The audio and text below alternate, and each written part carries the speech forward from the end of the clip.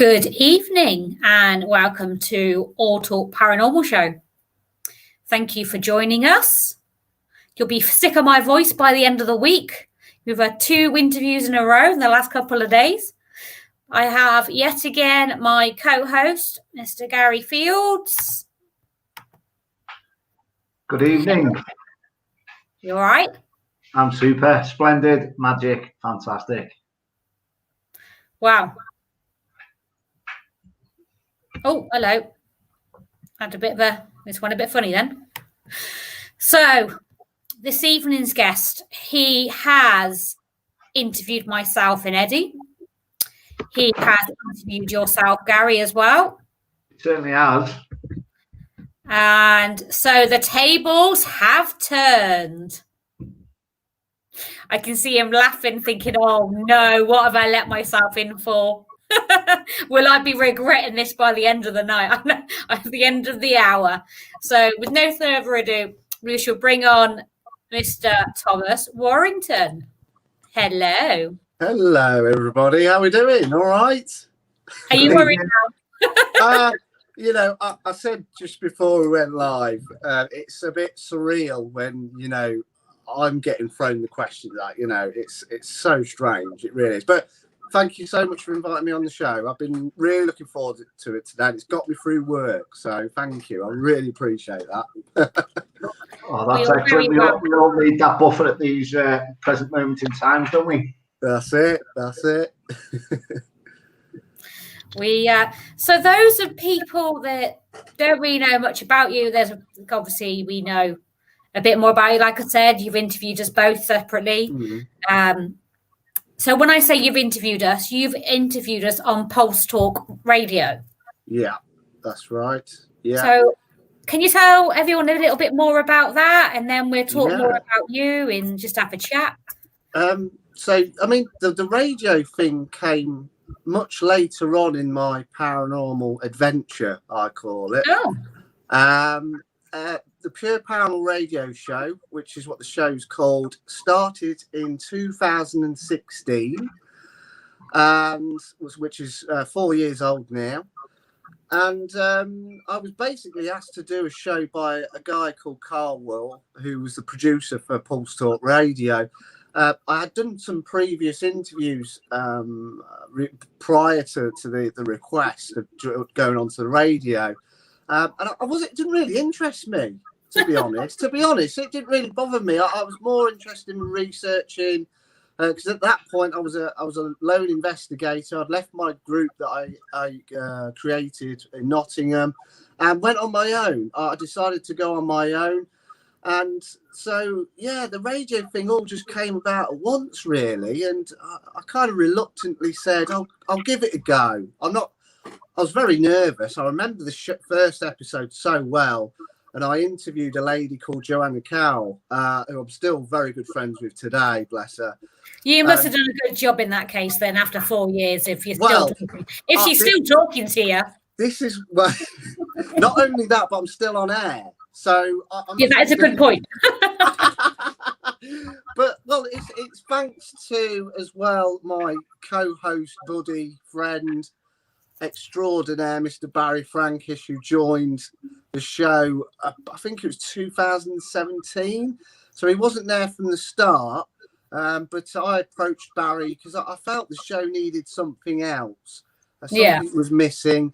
And, it's, you guys know, it's a lot of work that goes into these live shows, these radio shows. There's a lot of prep work that goes behind the scenes with the advertisers and the collating of questions. So it is a lot of work.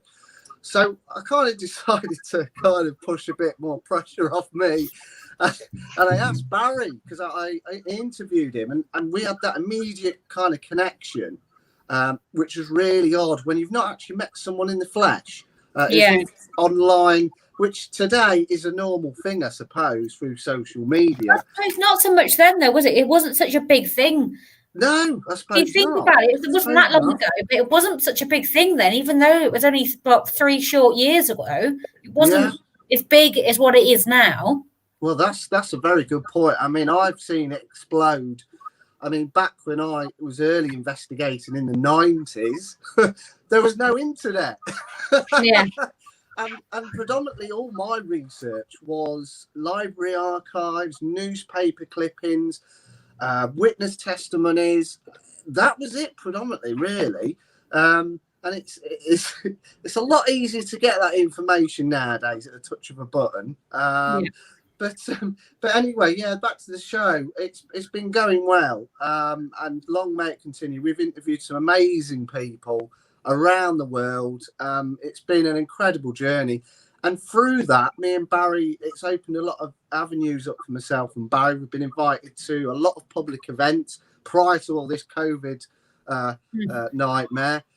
Which was lovely. You know, we got to meet some amazing people along the way that we're still in touch with now. I've done some live broadcasts at conventions up and down the country. I've done some live broadcasts at public ghost hunts, which was even more surreal as well. That was very strange. A very funny incident with me and Barry. I don't know whether you know Barry John, the medium. I was asked to do a radio event there, and it was a public ghost hunt at the Civil War Museum in Newark. Amazing place. And we well, I don't know if the listeners probably know Barry. He's a big guy. He's a tall guy. Yeah. I know. I feel like a midget. Yeah. Well, I'm quite a tall chap, and I'm like that to him. You know, it's but anyway, we had a bit of an incident in one of the rooms there in the museum, where his chair was actually, he was sat against the doors. It was like a cinema room where they showed reenactments and stuff like that. You know, the same sort of thing you see at museum. So it was all sat in there. And anyway, I was sat next to Barry, and all of a sudden, you just saw his whole body go like that. And it made me jump, and because I'm quite jumpy. I know I'm a paranormal investigator, but if I saw a ghost, I'd run the other way. But anyway, so he went flying forward. Here's me being really skeptical, thinking, what the hell's gone on? I opened the door, looked around. There was absolutely no one there. Everyone was accounted for inside the room. I caught the footage as well. That footage is available on my page to look at and to view. But you see the doors, you know, physically go, and there were heavy doors. And Barry, he's not listening, but he's a tall guy, you know, quite heavy, and it propelled him forward. So, you know, it was a very strange occurrence. I've gone off a tangent now. Do apologise. That's fine. We do that all the time. Good stuff. It makes the change to be someone else and not me doing it. The best way to roll, to be honest with you. It is. On from the earlier days where you said about the research and all that, and we can catch up on like the video. Do you back catalogue anything of your researches?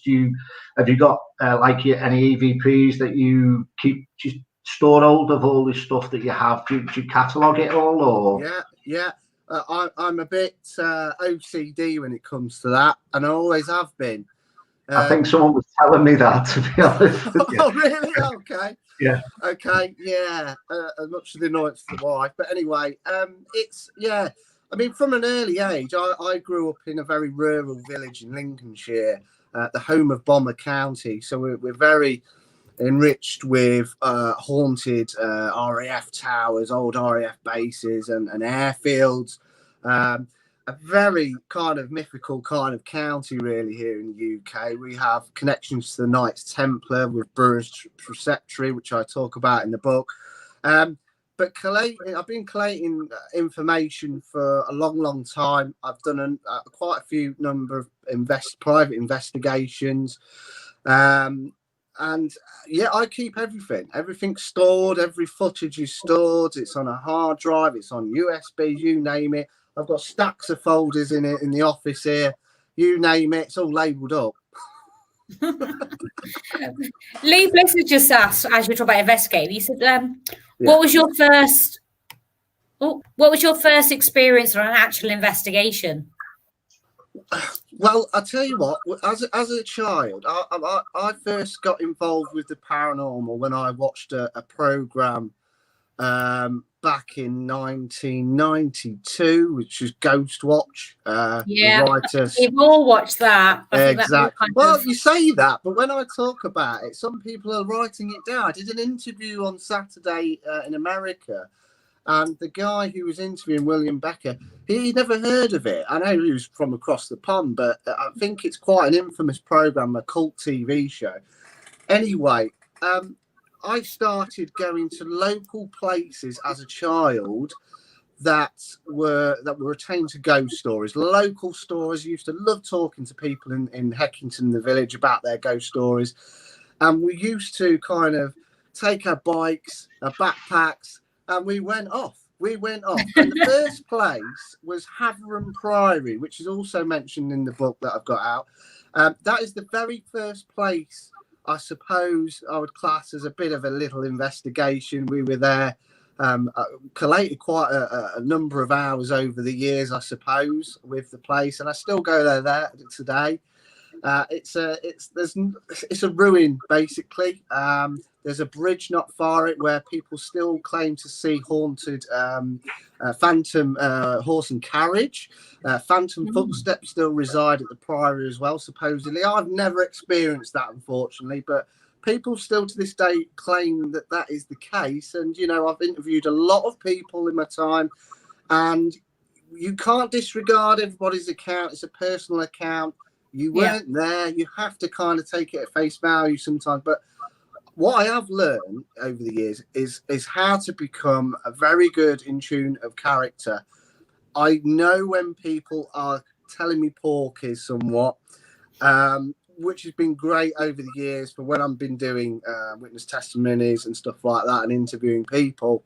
So a lot of people, you know, they generally experience things, but what those things are, I'm still yet to kind of discover. Yeah. Well, I think we're all a little bit like that, aren't we? Yeah. It certainly is as well with when you're saying you're interviewing people, and again, it comes across as, you know, where they're unfolding your stories and you're asking them the questions. It's nice to see that you pick up on them signs as well as where people are explaining what's gone on. So you've got that gut intuition as well, which is always nice to come out and use that as you're learning moving forwards as well. So it's always a good tool to have for yourself. Definitely, yeah. We've got another question for you. David West says, do you have a favourite location to investigate? So I love answering this because I can't answer it. You can't. You can't. It's so more than one. I remember you asking us, and we were like, yeah. I like asking other people because I know what their reaction's going to be. It's so difficult. I've been so lucky. I've travelled the UK. I've done some amazing places. I would say one of them, which is a really used to be a very popular one in the early 2000s, was a place called Nottingley Town Hall. I've heard of that. I don't know whether they're still allowing ghost hunts there and public events, because I know it kind of changed hands. I have been there 2 or 3 times. Has it got pillars or columns just before you go in? That's right. Yeah, and it's also got the cellar area down at the bottom there. And it's got the stalls as well at the top, hasn't it? Little platform. That's the one. That's the one. That was when one of my very first public events I went to back in the day. So I think your first ones are always very special, I think. And after that, I went several times more to the place. I couldn't get enough of it. I would recommend people actually look that up. It was quite reasonable last time we went there to hire it out as well. And that might be about 3.5 years ago. Wow. But it's quite interesting in that town centre as well. When you come out in the into the square, there's a square there, isn't there? So I do remember. I do remember that quite well. But people do check that out as well, and it is well worth an investigation there. They can well back that up. Yeah. Well, Jessie just said, going back to you on about how you got into the paranormal, she just asked, what first got you interested into the paranormal? So we did have a little short discussion about when you were younger. Yeah. I think after Ghost Watch, It was really weird. I'm a big believer of things happening for a reason. And this is probably the weirdest birthday present you'd give a kid. But my uncle gave me a book about the Enfield poltergeist. And I think he probably assumed that, oh, well, he's watched Ghost Watch. He's not slept in weeks. Let's give him some more to scare him with, you know.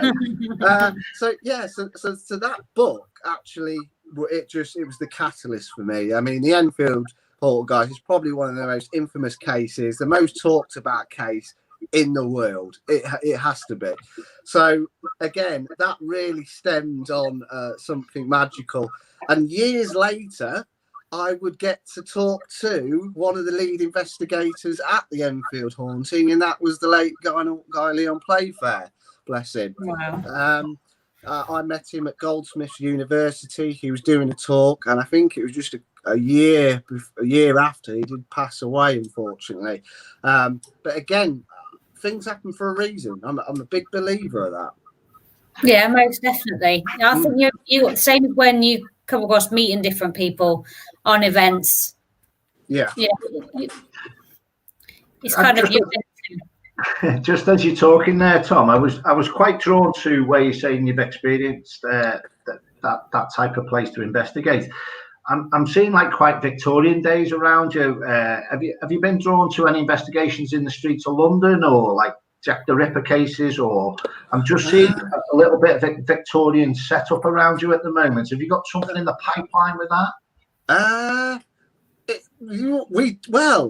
did have. Right, that's okay. I was in process of planning an event last year, which all fell through, which I was really disappointed with, which was going to take place at the Black Swan Inn in York. Oh, been there as well. That's a fantastic location. Place. That is an amazing place, by the way. What we was doing was to go back to the old Victorian style, kind of investigating the old Harry Price era. No gadgets. You'd get issued with a pen and paper. You are that gadget. You are that gizmo. Yes, there was going to be cameras to record the event, of course, but predominantly no EMF meters, no flashing teddy bears, no flashing cat balls. God, I can't stand them. But yeah, no gadgets, because I think we've kind of lost our way a bit with all this gadget-led investigating. We're all staring at these. I mean, we're all staring at phones, aren't we, nowadays? You know, we're not aware anymore. We're just not using ourselves to be that conduit, really, for investigating. So yeah, I suppose that was the bit of the connection there. But I feel more connected to the Tudor period for some reason, and I don't know why. Really weird. On that Black Swan there, how many times have you visited that? Have you done a recce of it, like, or? Yeah. Oh yeah. Because we was trying to set up the event, and we went to York on a New Year's Eve, myself and the wife, and we was having a few drinks in there, and we got chatting to the owner, and I told her what I did, and she was immediately kind of, her ears pricked up.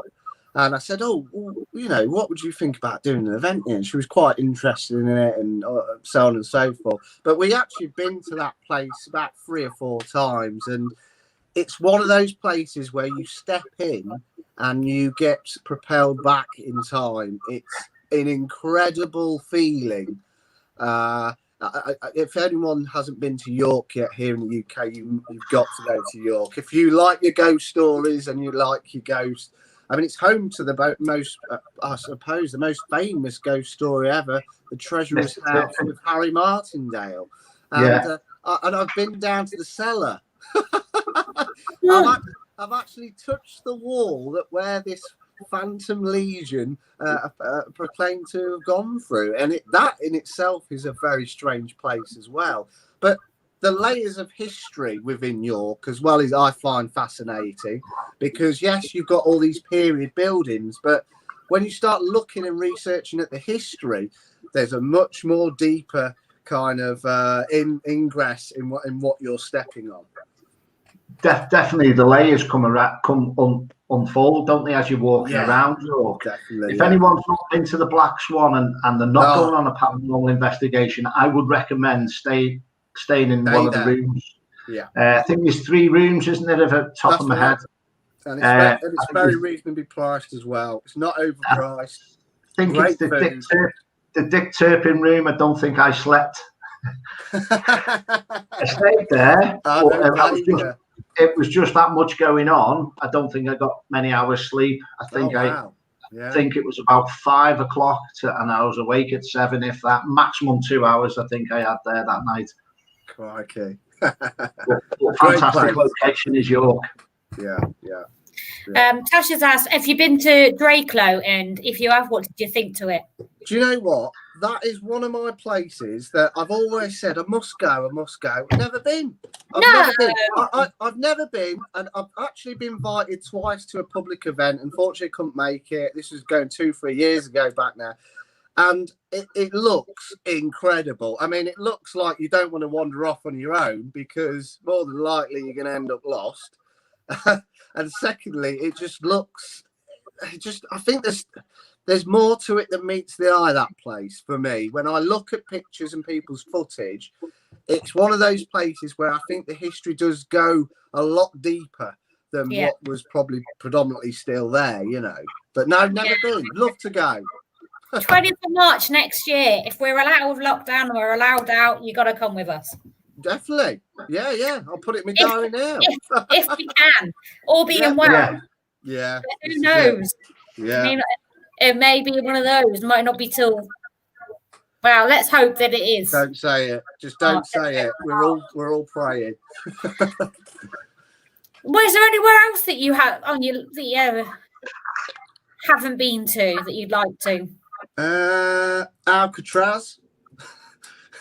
I think that's everyone's list, isn't it? As I say, that would be incredible. Alcatraz, just for the history side of things, really.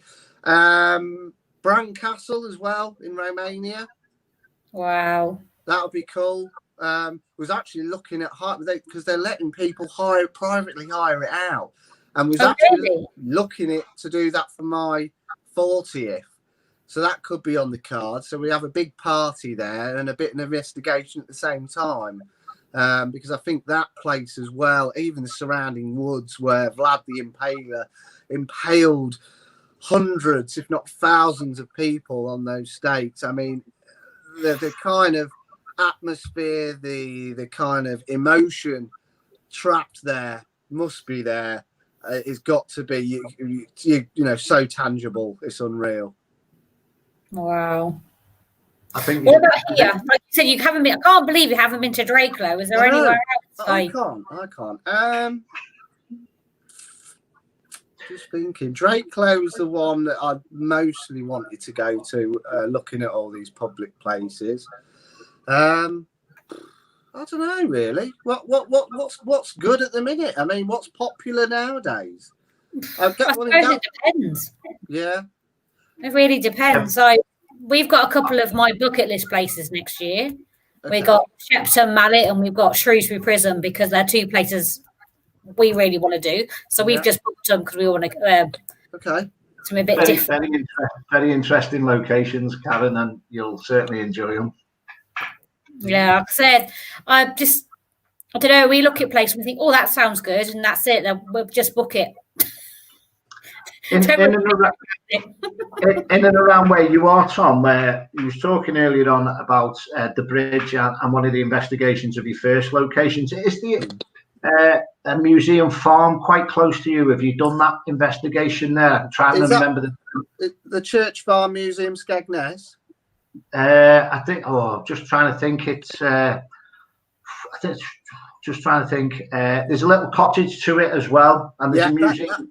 That's the Church Farm Museum in Skegness, and I've been there. I've lost count. It is an amazing place. I've done a talk at a convention there. I've done a live radio show there. I've done public events there. I'll tell you what, the best part of that location is incredible in itself. It houses the oldest building in Skegness, the farm. The farm. I've been there twice. I've investigated there twice. It's got the mud cottage as well. It's got the World War II museum part to it. There's so many different layers to it. But I tell you what, the volunteers who run it are absolute legends. They work so tirelessly. I mean, I think last year, not the year before, it nearly folded, the museum, because of funding and stuff like that. But they really kind of pulled it round. They're a fantastic bunch of ladies that I still keep in touch with.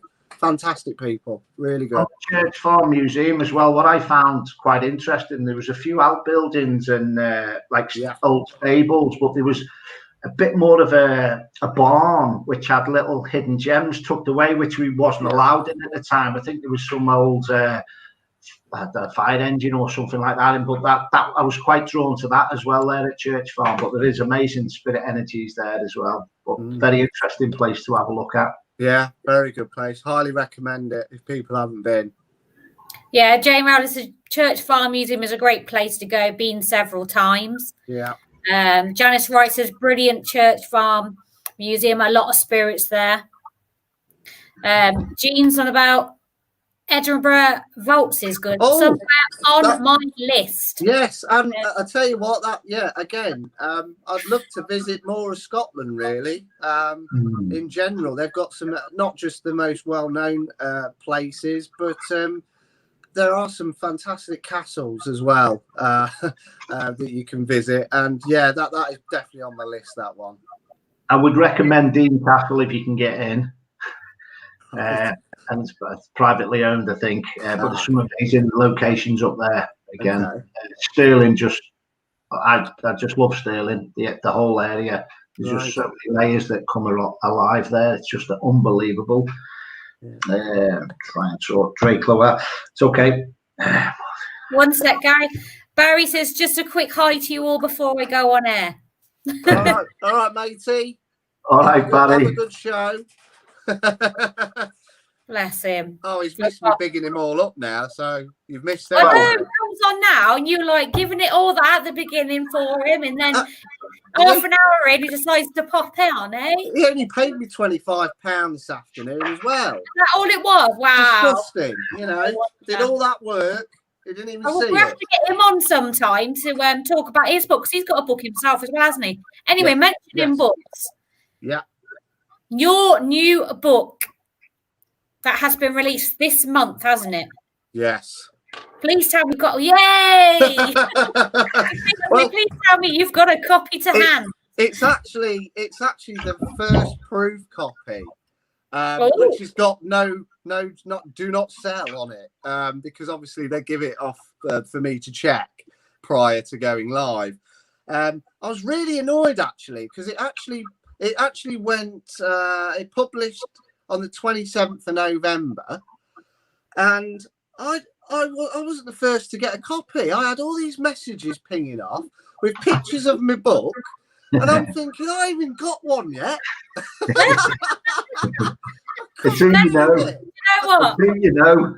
That's a bit like me with Haunted Magazine. I contact, because I'm part of the Haunted Magazine team, and I'm on it, and I pour it on it. Where's my copy of the magazine? People are posting. They got pictures, taking photos. They do take selfies. They do a thing like take a selfie with your latest issue. Okay. People's there posting these pictures of themselves in the magazine. I'm like, hold on a minute, I'm part of the team. Where's my copy? Why have people got theirs first? Oh, you actually wrote it and didn't get a copy first. Oh, mate, I was fuming. No. It was good that people were already buying it. I thought, God, is it going to sell? That was my first panic. But I think the book's been a long time coming, because I've collated so much information, so much research, so many ideas have been bubbling away. I had to kind of get it out there, really. And I was pushed by several people to do this, because they're sick of me talking about this book for years and years. And finally it's out, and it's doing all right, actually. I've had some really good reviews off people. And I've also, I tell you what, has been really nice so far. I've had actually people who bought the book who don't even not even into the paranormal, don't like ghosts, in fact, petrified of it all. And actually turned around to me and said, you know what? That's really interesting, because the book goes into a lot of avenues. There's a lot of stuff about the Knights Templar and connections to a haunted road that we have here on the A15. And you know, for people to turn around who are not interested in the subject matter to go, you know, that I'm actually going to look into a bit more of this. My job's done. I thought, you know, if I can sell one book and someone just takes that ideology just to push themselves and go oh, that's interesting. I'll have a look at this avenue, or I'll go to that place. Or so I was so made up with that personally. It was brilliant comment. That's excellent. That's a nice. So is our information correct? Yeah, it's on Amazon, Kindle and paperback. Yeah, spot on. Yeah, and it's a great stocking filler. Talking about books as well, Tom, what I find is I don't get a lot of time to read, but I'll do a little bit more of scanning. So if I pick a book up, I'll have a little scan. This is the one I've just picked up the last few days. Okay. It's quite a big book, but it just goes through a little bit of myths and stuff like that as well. So I'll get drawn into that and have a little look through it. And then, you know, if it's portals in or timelines and stuff like that, I'll get drawn to having a little look at that area then and thinking, oh, I've got to go there and visit there as well. So I always find that I always tend to skim a book basically and see what stands out as well than just your normal paperback book and read a start to finish. Well, that's just because I don't get too much time to do that, like, but I will certainly check yours out. Well, I mean, the book, I mean, the second book's in writing now, which will probably be out next February, which will be a bit more in depth to the first one. The first one's one of those books that you can do that, like you mentioned there, Gary, and I've included some places and a private investigation where I've probably caught the best, I kind of say evidence because I don't know really what it is. I suppose it's evidence. Best piece of footage that I've ever caught. That private case is in one of the chapters there, and if people are interested, I think there will be when they read it. And of course, some locations scattered around here in Lincolnshire as well. Some not well-known places to capture the imagination of people, to ask more questions, not to accept face value, and to do their own research. You know, that's what it's all about, to learn, you know. And I always say, sorry, Karen, I always say over like the last 100 years from the Victorian days, we're only still scratching on the surface, aren't we, if we take technology away? Yeah, you know, definitely. So in 200 years' time, how much more have we come across the paranormal world and the spirit energies and the evidence as well, you know? So this is what we're so intrigued with. Sorry, Kat. Sorry. So what else can people expect then from purchasing your book? It's a book designed for people who are involved in the paranormal or have that slight intrigue, or even better, they're not interested at all. It's one of those books that has a lot of different avenues in it, a lot of kind of ideology of what ghosts are, the history on ghosts, private cases, stories of the Knights Templar, archaeologies on Brewer's Preceptory, which is the Knights one of the last remaining Knights Templars buildings here in the world. What I discovered about it, and it's full of mystery, and it's also one of those books where it makes you want to research more. And I've included an appendix at the back where I've got quite a big library here in the office. Important pieces of works by people, researchers that I think are paramount into any amateur or serious investigator's toolbox, you know, and I've included that in the book as well, so you can actually pick it up and actually go, oh, I'll have a look into this new title. You know, there's lots of different kind of subject topics in there as well, so it's a book for everyone, really. It's a little bit of everything in there, basically. A little bit of everything, yeah. Well, that's good, isn't it? And rather than just targeting, you're not targeting a audience. No, it's a broad spectrum, which broad is spectrum, and it's not with a lot of these ghost books and researchers of psychical research. They're a bit too much and very hard to digest, I found. I've got some literature here that are just, I have to lie down after chapter 3. It's too much. So I wanted to not to simplify, but to make it a bit more easier to digest for the reader. And a lot of people have come back and said what started the book and they couldn't put it down because it just flowed. Simplistic. And it's very informative as well. And you don't want a book that you're just like, oh God, is this chapter going to be over? You know, like that. It's one of those that you can pick up, digest it, and think about what's been presented, really.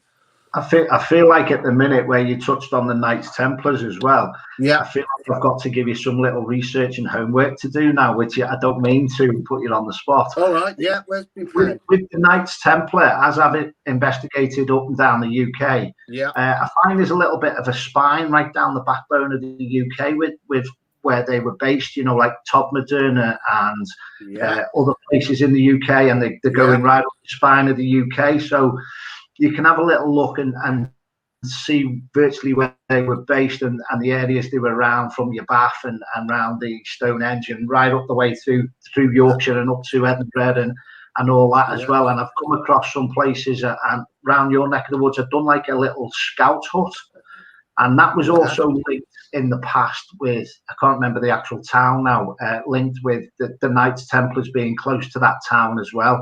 And some of the stuff that we come across around the Knights Templars, you just realise how big they were within the time of the history in the UK. Yeah, there was such a myth, but there's a lot to the Knights Templar that a lot of people don't understand. They were very interested in earth energies. And what I found, it's very funny you should talk about that, Gary. On my research, I did a talk about the Ruskington Horror, which is a case in the media back in 1995. People still experience a lot of the phenomena now to this day. And just adjacent off the A15 is the Templesborough Preceptory.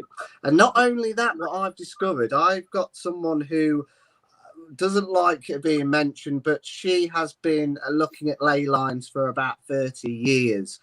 Wow. And what she's kind of shown me, which I included in my talk at Parafest, there's like the ley lines that connect with Templesborough is an upside down pentagram with specific historic places here in the UK. Now, that's either a really big coincidence or, you know, I mean, the more you look into it, the more you kind of like, oh, it's like a lifelong search for the truth. It really is. I'm so pleased you mentioned that, Gary, to be fair. I found that the likes of Shepherdstown and all that tried to simulate that type of the back end of the story of these towns linking in with what was going on the 5 towns in the area of that situation. So that's little things like that stand out quite interesting as well when you're picking up on things, you know, when you're watching the stuff. But with the Knights Templars and the Pentagon signs and all that, and just picking up on little things like that, and they all add up, and then all of a sudden you get pennies dropped, the links tie in, and things work out. Oh, I've got to find out more. So you're scratching the surface, aren't you? Yeah. Oh, it's a fascinating. I mean, when I did the talk, I've included a bit of the talk in the book as well. And I'm also doing a talk, I think, on the Haunted Antiques Research Centre thing. They're doing a thing on the 30th, which is going to be an online convention thing. I'm going to do that talk that I did at Parafest on the 30th of December, I think I'm on at 7:00. So I'm going to present that to people online as well, because it's all to do with the Knights Templar, really, and it's very fascinating how everything interlinks in. Well, I've got some more questions I want to get through, guys. What have you found in the paranormal that has motivated you?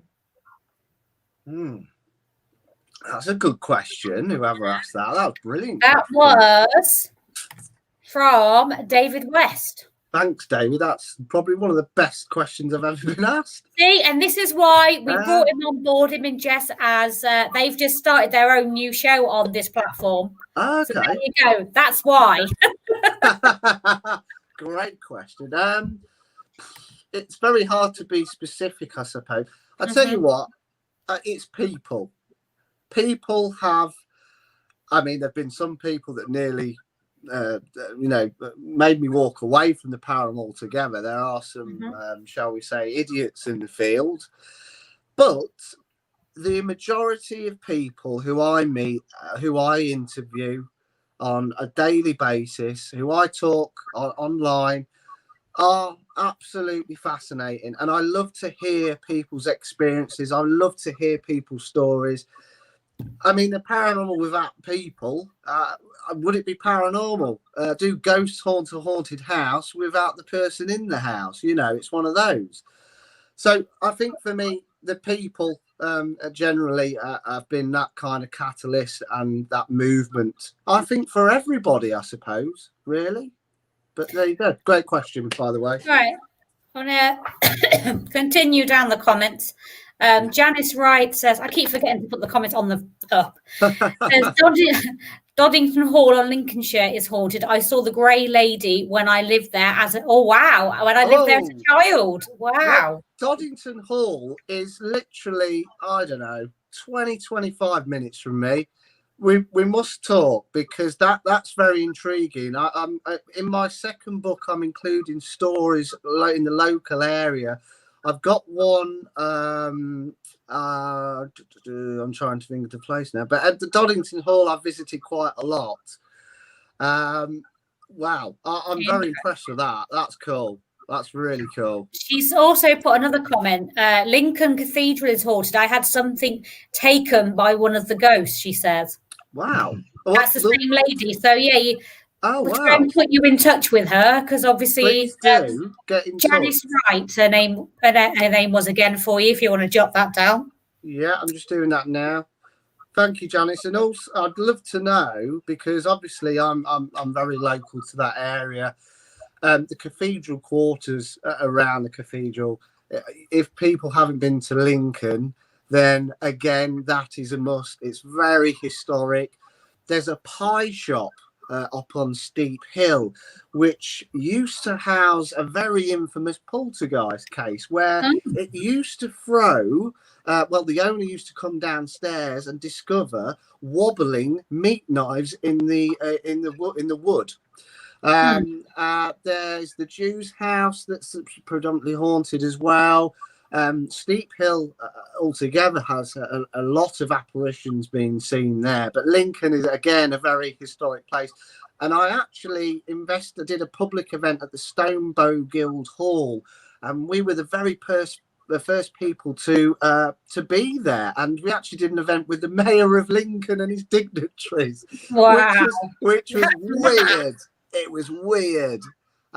And I had to do a talk as well at the start, and then I was rambling on, and I'm thinking they're going to fall asleep in a minute. The general public liked it, but they were good sports actually. They joined in on some of the experiments.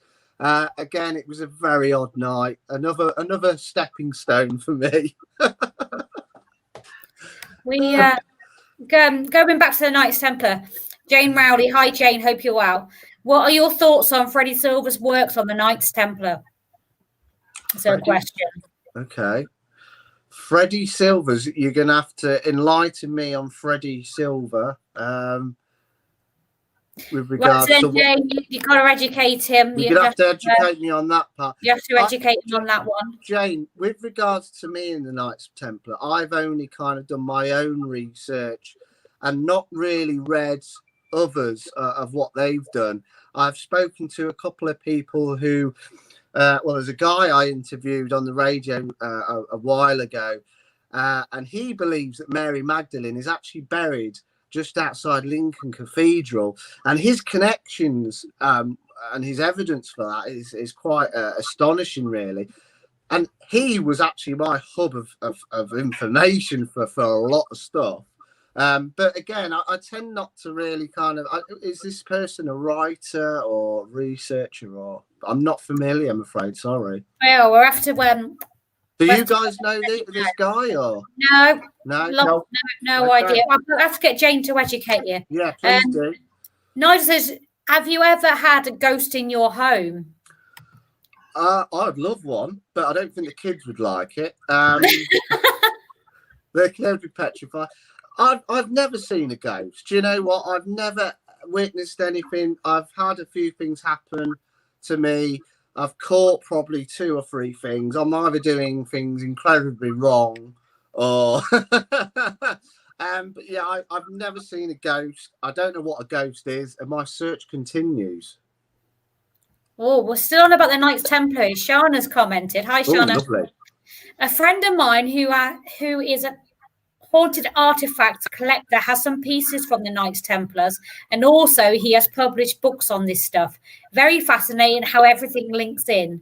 To be able to touch and hold something from this was wow, she says. Oh, cool. I tell you what, I mean, I'd be intrigued to know what kind of objects your friend has, because behind me I have several wall units of weird stuff, and I mean weird. But nothing from the Knights Templar. I mean, that would be my dream. That would be to hold something like that. That'd be incredible. I've had quite a lot of, and Jane will vouch for me on these items that I've got. I think she did some psychometry at the research centre about three years ago, I think, with some of the items, with some really good results as well. But yeah, I've got some really. Nobody likes to stay in here because it is a guest room as well. So when we did have guests, what had to happen was I had to remove everything out of the cabinets, which is really annoying. I've got some really old. I've got artifacts that what they used to do back in the day. I've got a 13th century child shoe, which was used to put in the rafters or in between the walls to warn off evil spirits. I've got Victorian hair. I've got some really weird stuff. No one likes to be in it. It's great. Have you got any coins, Tom? Have you got any coins? I have got coins, yeah. Yeah, somewhere in a box somewhere, yeah. Oh, on this, or... Oh, I think I'm linking in a little bit, and things are just going a little bit wobbly now.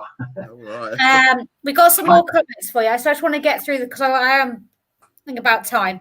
Jean McNeil says, she says, what are your thoughts on the words professional and expert in the paranormal? My thoughts there is no such words as we learn every day, but interested in your opinion. Yeah. Jean, you're spot on. But what I will say, there are professionals that have that interest in the paranormal. And when I say that, they're professionals in a certain type of area of expertise, where it be photography, psychology, professional people who are involved. But there are no experts, and I see it a lot online. I mean, I've seen these online courses that you can get now and certify yourself as an expert ghost hunter. I mean, that's for another time. But yeah, spot on, G. Yeah, totally agree with you on that. Some excellent questions. Keep them coming in, folks, please. Very good question. Brilliant. A little from Shana.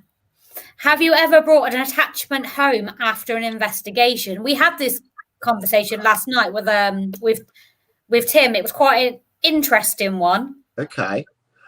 Well, I'm a skeptic. Well, people call me a skeptic. Now, whether things can attain themselves to objects is another matter. I think there's more research to be done to that.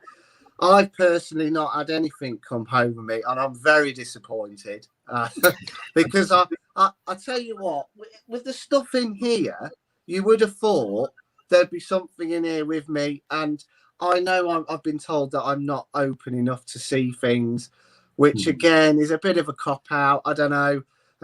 I want to start to meditate and open myself a bit. I think, I am a bit not closed-minded as such, but I question everything, and I think it's very good to do that and not to accept everything as it's presented. But unfortunately not. It's the answer to that. Okay. Gutted. Shauna says she has pictures from her friend's home, the one with the artifacts. If you'd like to see, she can send them to you.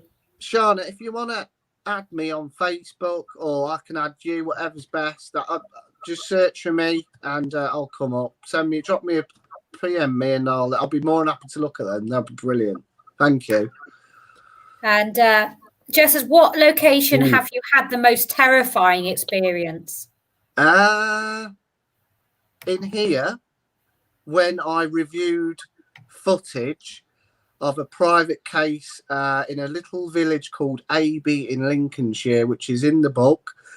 To this day, and I've sent this to professional outfits to look through the footage as well, what I captured, and I'm not going to give it away because then you don't have to buy the book then. I was reviewing the footage in here, exactly in this position here. I had my headphones firmly secured on. It was a long day. I think I collated a lot of footage throughout, and something happened. My coffee went everywhere, pretty much. I thought actually someone was in the office because what happened was very clear. So yeah, in here. Wow. Have you been to many Masonic lodges and investigated in any of them? How do you find Masonic lodges? I would love to visit a Masonic lodge. We have one here in Sleaford, which is very well, they're all very mysterious, and their history as well.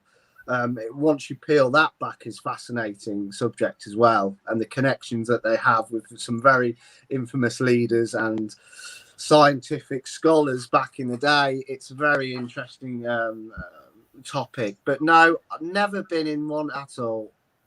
I've done a few Masonic lodges, and I found when you first walk in there, from the experience, it is like a little bit of a closed up shop, and then when you relax and 3/4 of the way through, things will start getting to the little bit more of them knowing you, then they will come forward a little bit more. But I have found over the years that the Masonic lodges just hold back a little bit with if they were part of that circle or type of group involved with.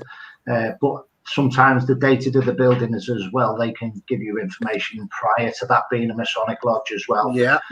So just thought to see if you've been to any Masonic lodges close by. No, unfortunately not. It's one of those types of places that are probably very, very difficult to get into. But fascinating places, I probably imagine. So you were saying earlier on about conventions and things that you've been to. Have you got any plans to do any online ones or any talks or presentations or anything? Coming up, we're still unfortunately not allowed to go out. I know. I mean, it's so upsetting. There's a lot of hard work, as you know, Karen, that go into these things. And for it to all just go to pot like that is incredible. But you know what's been really cool about this whole kind of COVID thing, if there's ever been a plus side, is the amount of all these online conventions, presentations. I mean, ASAP have done some amazing webinars. And you know, everybody's kind of evolved with this, and it's great because it reaches more people, doesn't it? And there's a lot of people that can't afford to go to these conventions. Some of them are very, I think, personally, are overpriced, and can't afford. I mean, a lot of people can't afford to go to a ghost hunt. So again, the internet has that magnificent plus for people who it opens them up to this world, doesn't it? So that's why we've done a couple. We did the one in August, which I chatted to you about when we come on your show. Then we did the 41-hour one in October. Wow, that's what I've found. We've always tried to do over the last few years is just, even if you're going on a walk, just click the camera on, go live, show people that can't get out and about, and interact with them, because they're also your eyes and their ears as well on some of the information that they find out. And then obviously, like, we're getting questions coming in. It's just amazing how it interacts and ties in with where you're going. And you see a spirit in a window and somebody's on the camera and they're actually caught at what you're talking and describing about. It's quite interesting. So again, I would recommend anyone just clicking the camera and going live as well, sharing their work as well as your own. You know, it's very good. Yeah. So what? In answer to my question. Yeah, sorry. I told you I'd go off on one. No. I mean, I've closed my diary now for December. I've got too much on. I'm doing the other book, and I'm just fully booked up with interviews. But I'm definitely open to conventions in the new year. I think the next one, Neil Packer's one online on the 30th. really looking forward to that one. But I've done quite a few conventions in the flesh, and I love them because they're great, because you meet so many different people. Yeah. And you're friends, aren't you? You know, it's a very good community within the paranormal realm. There are the bad eggs, but we move away from that, and I've kind of learned to kind of ignore them now, when in the past I used to bite. But now I think I've kind of developed myself and using my energy in a positive motion rather than kind of biting at others as such, and biting my tongue at the best of time. But yes, I am open to doing more talks, most definitely, Karen. Okay, just in case anybody out there is interested. And also, so where can people catch you on the Pulse Talk Radio and the Pure Paranormal Show? So can you let anyone that doesn't know, like, when it is, what time it is, what day it is, how often, you know, all that sort of thing? Sure, yeah. So the show's called the Pure Paranormal Radio Show with myself and co-host Barry Frankish. It's live every Tuesday, 7 o'clock UK time, beamed around the world. We're actually live on Fantasy Radio and Pulse Talk Radio. But we've got a Facebook page if you want to go on there. Type in the Pure Paranormal Radio Show and we'll pop up. Myself, my ugly muck, and Barry's will pop up on your screen in high definition. And yeah, so there you go. With yours too, you can catch it later as well. If you're not able to catch it on the night, like with these videos, that's a good thing, is that you can watch it later. But with your show, it's one of those that you put your earphones in and listen to it anywhere, sort of thing. Yeah, and you can listen to the recorded ones on Mixcloud.com. Just type in the Pure Paranormal Radio Show, and all 4 years worth will appear in front of your eyes. I did share that for you a few weeks back as well. I think we're on about 190, 189, 190 shows now. Yeah, 180. So it'll be 190 episodes next week. So we was 4 years old in November. Go. Wow. It's surprising. It's crazy, isn't it? You think the amount of people that you've spoken to in that time about amazing the amount of subjects you've talked about as well. God. Yeah, incredible. I can imagine. And what is, for me personally, I want to know, what is your favourite thing to talk about? I don't mean, is it just obviously the paranormal, but what bit? Because everyone always asks the same old questions of, what's your favourite bit of kit? Where's your favourite location? And so on and so on and so on. Yeah. But I noticed when you interviewed us, you asked us questions that we hadn't been asked before. So I feel with you, when you do yours, it's very much you think outside the box. And that's right. Yeah.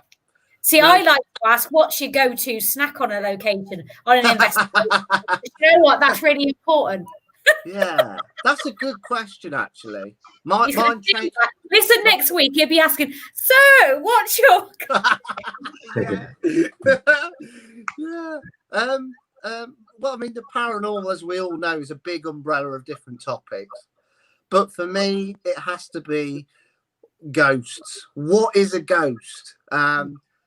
It's always been that fascination for me as a young child. And still is today. And I suppose the poltergeist phenomena as well, I've looked into 4 or 5 years ago quite deeply into my research with that. But predominantly, it's always been about the ghosts. So go on, then you tell me now, what's your go-to snack? I've asked, you got to tell me. Yeah. It changes, actually, and it depends what location I'm at. Oh. If I'm at a castle, I like to have me thermos. I sound really old now, and some lovely hot and some lovely Scotch broth and a bit of crusty bread. Lovely. Oh. If I'm maybe in a town hall, slightly a bit warmer, I don't know really. I don't know whatever I get at the garage on the way. You see, do you know what prompted me to ask this question? Where I got this from? I can't take credit for this. Okay. This is a Paul Stevenson Haunted Magazine thing. Okay. Because he put a post out a while ago, and that's basically what it was about. your go-to snack. Right. So this is where this has come from. And I thought, you know what, actually. Good idea, yeah. That's it. Thank you, Paul Stevenson. I will be taking that and I will be asking that to my viewers. Yeah, it's a good question. To my interviewees. I tell you what, I've seen a lot of. I took my wife. We got invited to Derby Jail. Richard Felix's. Not been, want to go. It's a very good place. Anyway, I took the wife along because she used to be involved in the paranormal years and years ago. So I dragged her along. She wasn't involved with it for a long time. I thought it's going to be really good. You're going to meet Richard Felix. You're going to get to be in Derby Jail, blah, blah, blah. Anyway, we all sat down and Richard started doing his usual talk about ghosts. He had his red wine. He was enjoying himself. And I heard this rustling to the right of me. And it was my wife.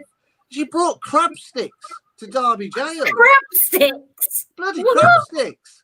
I was wow. like, what are you doing? I couldn't believe it. I was lost for words. She was rustling away, nibbling away at them like that. I was like, who takes crab sticks to a ghost hunt? And to a jail. Like, oh, that's madness. I know. Yeah. So just to recap before we go, guys. Yeah, sorry. Let's have another look at your book. Oh, yeah. Another look at your book. There you go. Can you see look at the Ghost, Seeker of Truth. And just to say again, you can find it on Amazon. Yes. Kindle and paperback. What is almost a signed copy? Yeah. Can I get a signed copy? I've sold out of batches of those. I'm getting some more in though. Probably in a couple of weeks' time. So if people do want a private one, there you go, David. As requested, sir. If people do want a private one, drop me a message. Go on my page, Thomas Warrington, Seeker of Truth page, and have a look on there for updates as well. But it is on Amazon, and it's a great Christmas present for any budding ghost hunter or serious investigator. There you go. Excellent. I want to say thank you to Gary for co-hosting. Thank you for coming on. David West, can I have a signed copy, please? Look, you're supposed to be, I'll tell you what, go and find the link for his page. If you post that, think about it. Consider it done, sir, for you. Well, I'll ask Karen to make a note and a reminder for Drakelow Tunnels in March for yourself as well. Hopefully that's all up and running. Yeah. Yeah, wow. It will be. So we're sorted. Don't worry. We're sorted. We'll all get there. It's not a problem. Yeah. Think positive thinking all the way. We'll all get there. No worries. Excellent. I'll say thank you guys for co-hosting. Thank you for joining us this evening and being on the other end, so to speak, which makes the change. Been great. Thank you very much. And going back to guys, talking of conventions, here's a little video of a convention I've got myself next year. Thank you and good night. Thank you. Take care, everyone.